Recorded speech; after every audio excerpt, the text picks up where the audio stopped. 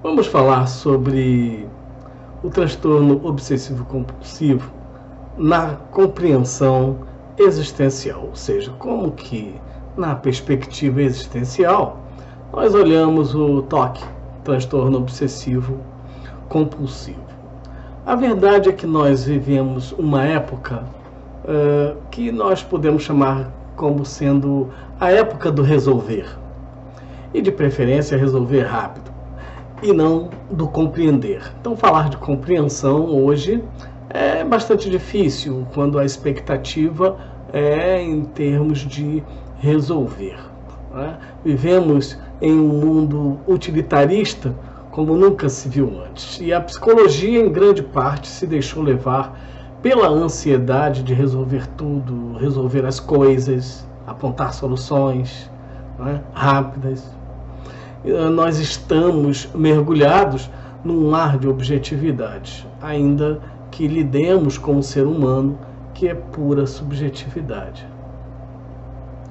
Por causa disso, a tarefa proposta pela existencial e também pela psicanálise, né, com algumas vias diferentes, né, a proposta de compreender fica rodeada o tempo todo pela ideia do resolver.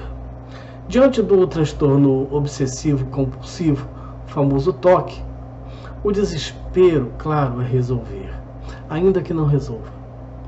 Mas só a promessa de que vai resolver, de que pode resolver, já dá uma aliviada. Uma ilusão, é verdade, mas todos nós sabemos como é grande no ser humano a necessidade de se iludir. Falemos do TOC e sua compreensão na perspectiva existencial.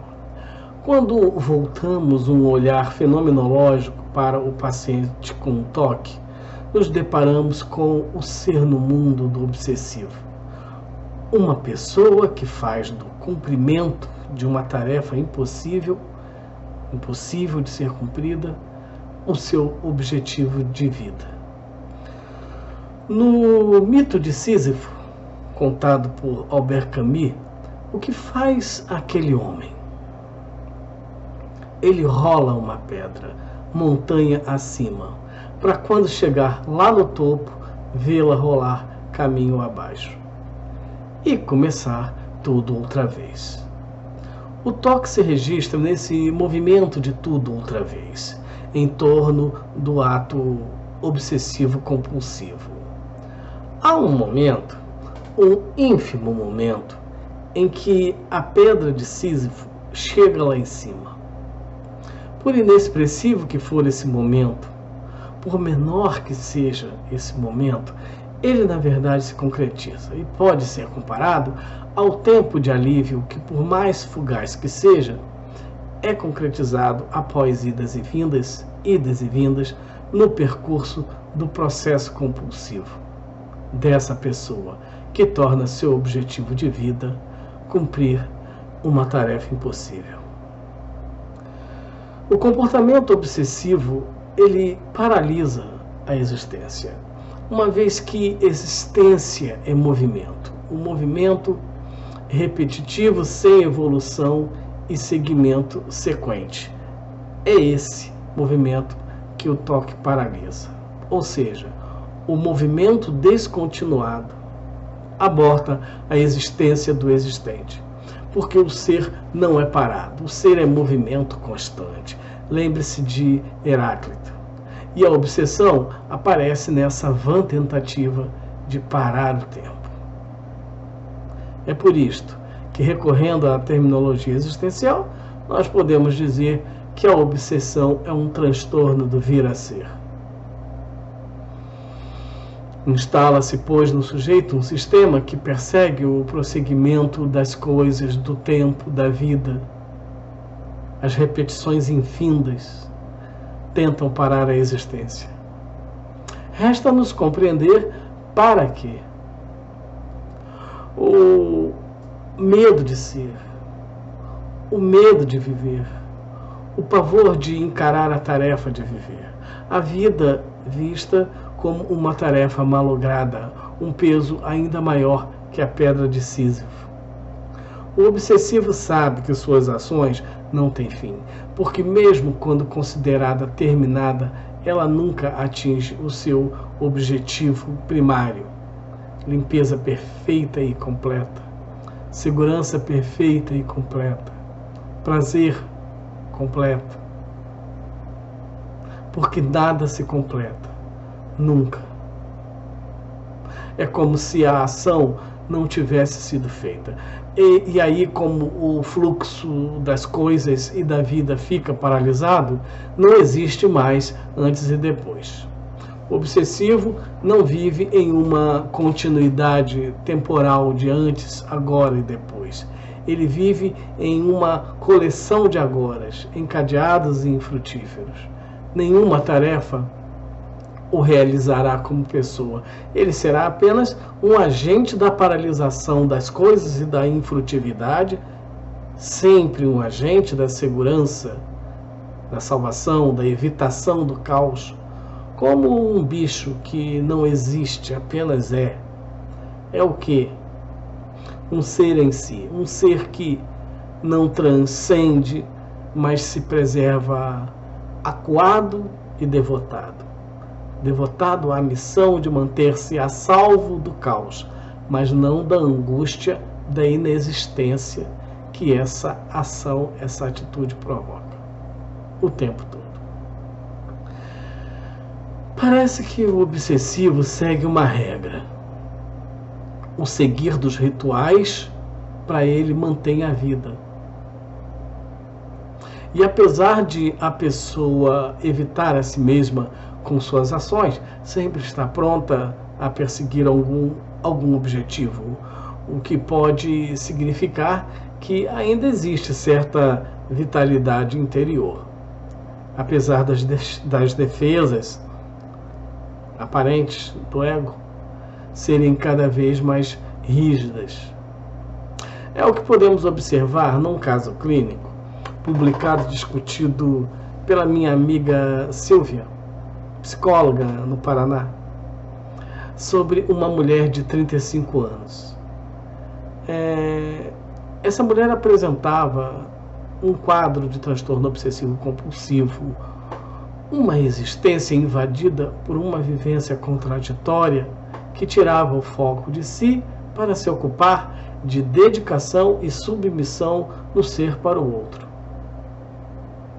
É claro que a análise compreensiva deste caso não vai se fechar nos sintomas que configuram o toque, cuja nomenclatura aqui a gente repete para marcar bem a atitude simplista e insuficiente do resolver, que sempre circunda a questão do toque, mostrando como é fácil reduzir a existência de uma pessoa a uma classificação diagnóstica.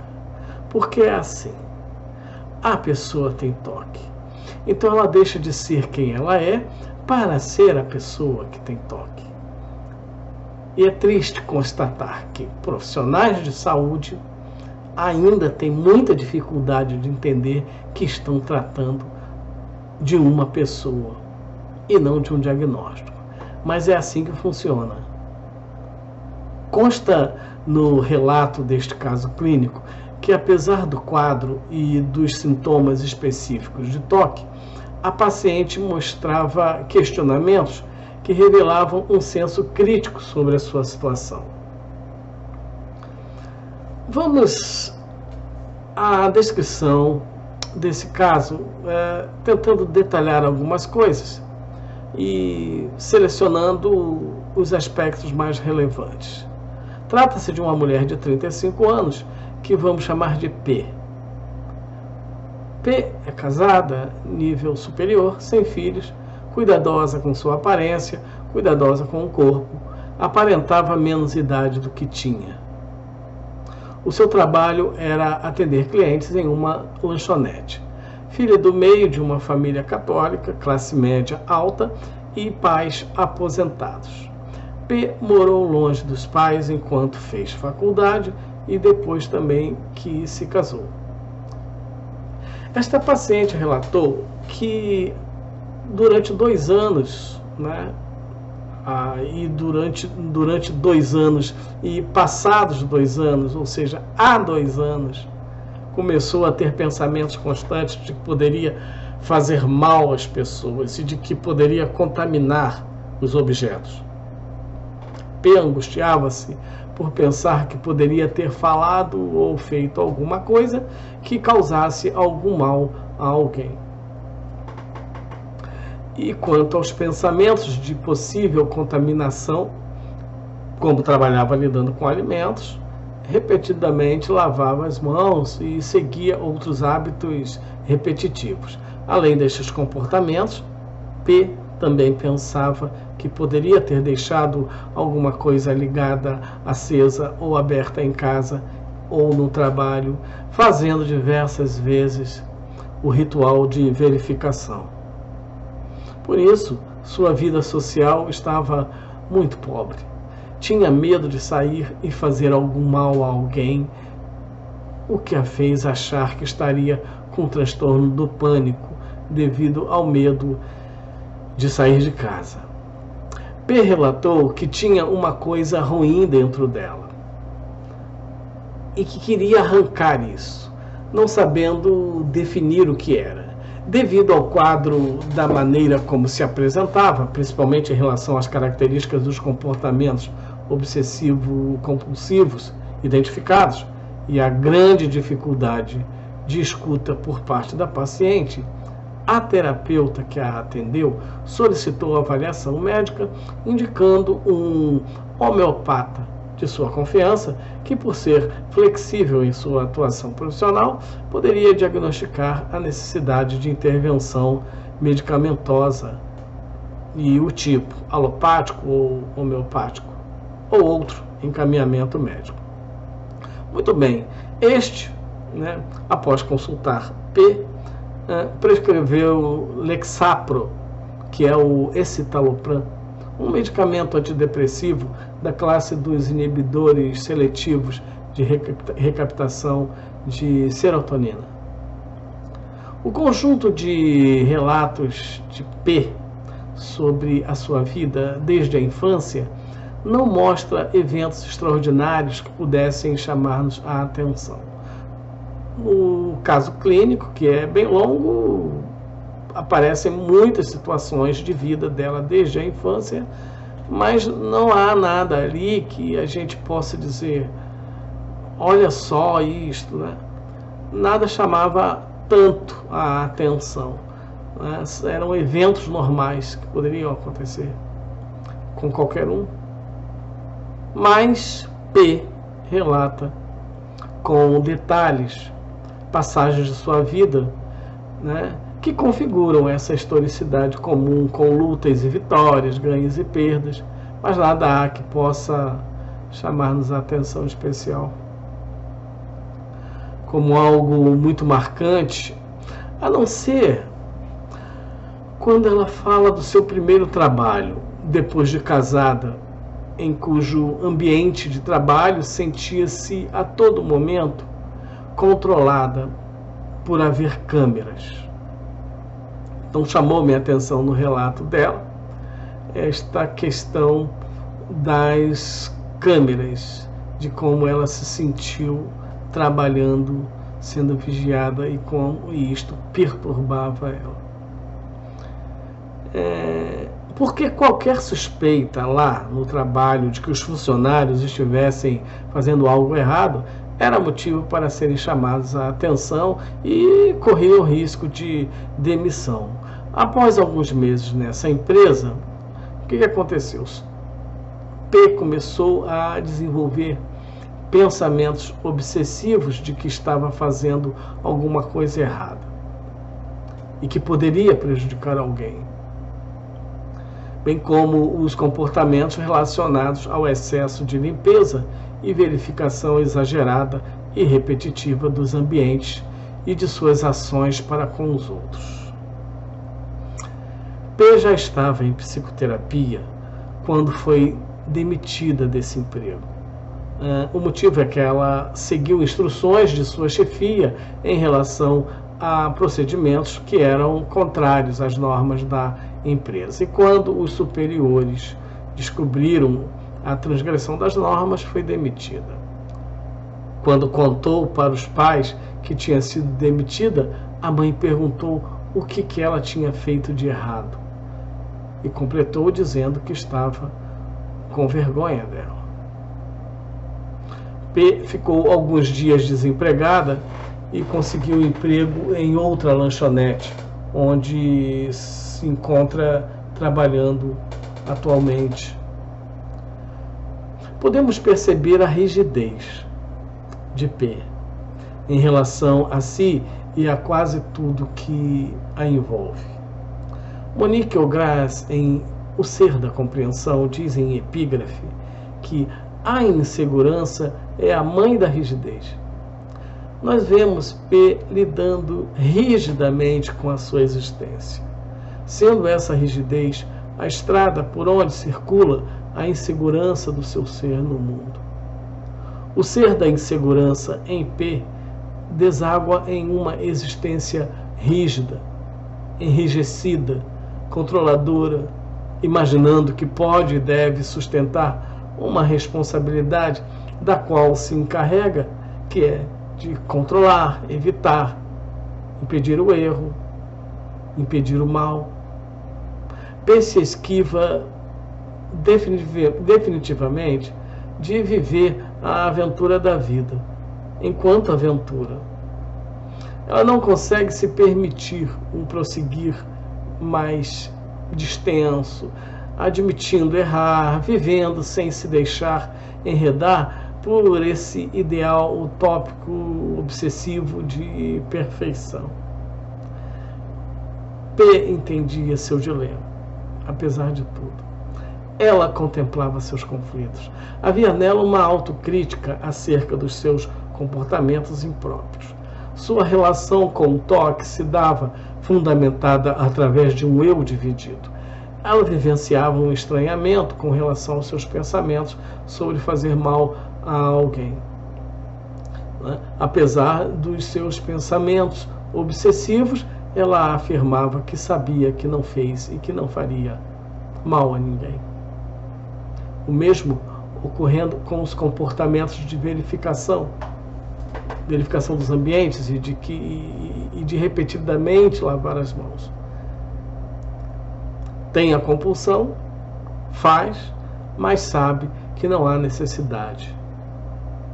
Tal vivência pode ocorrer porque ter conhecimento de algo não significa ter consciência reflexiva desse algo. E o eu só se faz presente mediante a consciência reflexiva, uma vez que somente ela posiciona o eu no mundo. Sendo assim, podemos compreender o ser no mundo de P através de suas ações que não mostram uma consciência reflexiva do eu.